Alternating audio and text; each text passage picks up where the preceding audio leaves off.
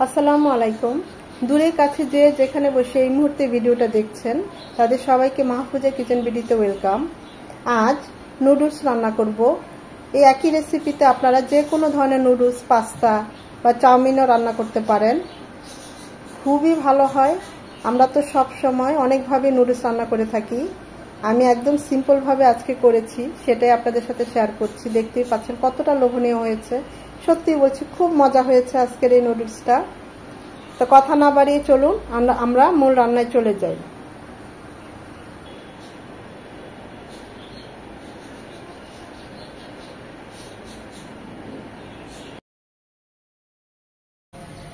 পানিতে দিয়ে দিচ্ছি 1 চামচ লবণ,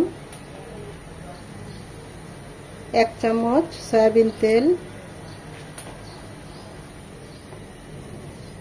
এতে হবে কি, আপনি পাস্তা বা চাউমিন বা নুডলস যাই রান্না করেন না কেন, যে কোনো রকমের পাস্তা এটা একসাথে লেগে যাবে না, ঝরঝরে থাকবে। পানিতে বলক চলে এসেছে, দিয়ে দিচ্ছি নুডলস। এই রেসিপিতে আপনারা এই ধরনের নুডলস বা অন্য যে কোনো ধরনের নুডলস, পাস্তা বা চাউমিন কুক করে নিতে পারেন একই রেসিপিতে। পুরোপুরি সেদ্ধ করব না, 70 থেকে 80% সেদ্ধ করব, কারণ পরে আমরা এটাকে আবার কুক করব, তখন আমাদের ওই 30% বা 20% কুক হয়েই যাবে।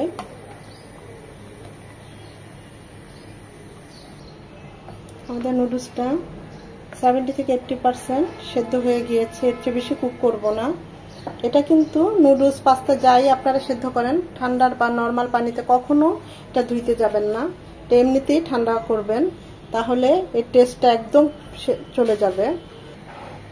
প্যানে দিয়ে দিব আরো 2 চামচ সয়াবিন তেল, হাফ কাপ চিকেন ছোট ছোট করে কিমা করে নিয়েছি। এখানে চাইলে আপনারা চিংড়ি মাছও দিতে পারেন বা বিফও দিতে পারেন, এভাবে লম্বা লম্বি করে কেটে দিতে পারেন, যে যেভাবে পছন্দ করেন ওই অনুযায়ী কেটে নেবেন। আমি তো এরকম একটু ছোট ছোট করে আজকে কেটেছি।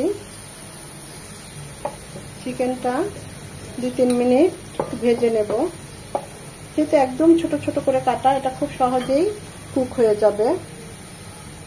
চিকেনটা 2-3 মিনিট ভেজে নেওয়ার পর দিয়ে দিচ্ছি 2 চামচ পেঁয়াজ কুচি। পেঁয়াজটা একটু বড় করে কেটেছি,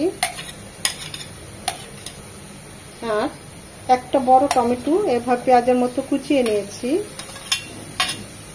কাঁচামরিচ স্বাদ অনুযায়ী ঝালটা, 1 চামচ কাঁচামরিচ।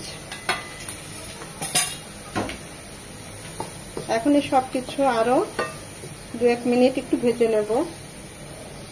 1 চামচ ছাটানো রসুন কুচি,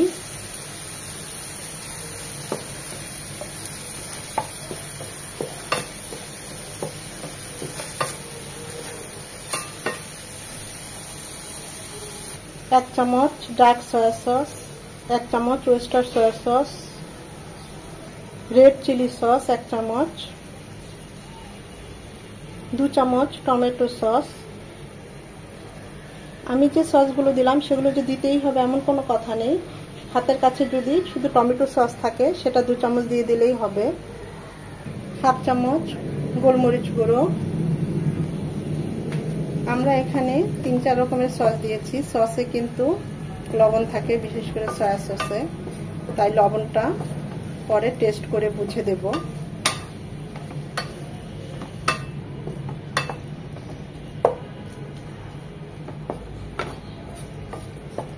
2 থেকে 3 মিনিট সসের সাথে, টমেটোর সাথে, পেঁয়াজের সাথে কুক করে নেব।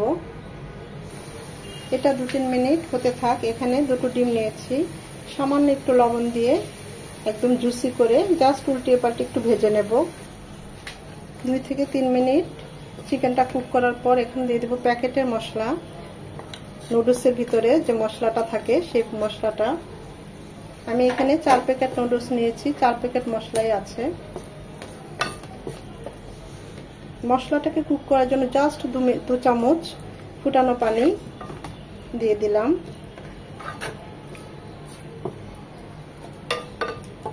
এখন আর এক্সট্রা কোনো পানি দেব না, এখানে আরো 2-3 মিনিট হবে। লবণ দিলে একদম ধরা খেয়ে যেতাম, সারে সর্বনাশ হয়ে যেত। একদম ঠিক আছে। তাই আপনারাও প্রথমে যখন সস ইউজ করবেন প্রথমে লবণটা দিবেন না, যদি দরকার হয় পরে চেক করে লবণটা দিবেন। টেস্ট করেছি, সব ঠিক আছে, এত টেস্ট হয়েছে, এটা এমনি এমনি খাওয়া যাবে, নুডলস আর রান্না করা লাগবে না। অসম্ভব মজা হয়েছে। এখন এই পর্যায়ে আমরা নুডলসটা দিয়ে দেব। যে দুটো ডিম একটু জুসি জুসি করেই ভাজবেন, এখানে কড়া করে ভাজা যাবে না, সেটা দিয়ে দিচ্ছি। হাফ চামচ অরিগানো, সেটাও দিয়ে দিচ্ছি।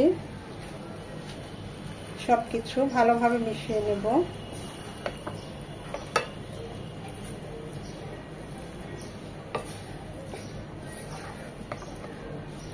চাইলে ভেজিটেবল অ্যাড করতে পারেন, আমি আজকে ভেজিটেবল অ্যাড করলাম না।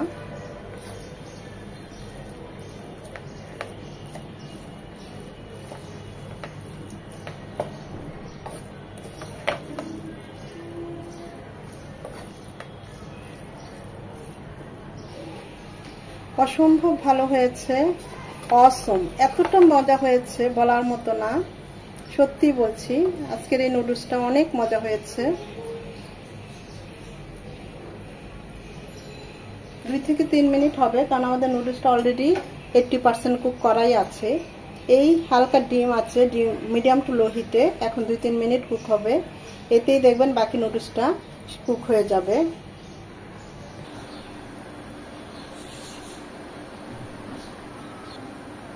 যা সুন্দর একটা সুঘ্রাণ চলে এসেছে না সসের, অরিগানোর, অসম্ভব সুন্দর একটা সুঘ্রাণ চলে এসেছে।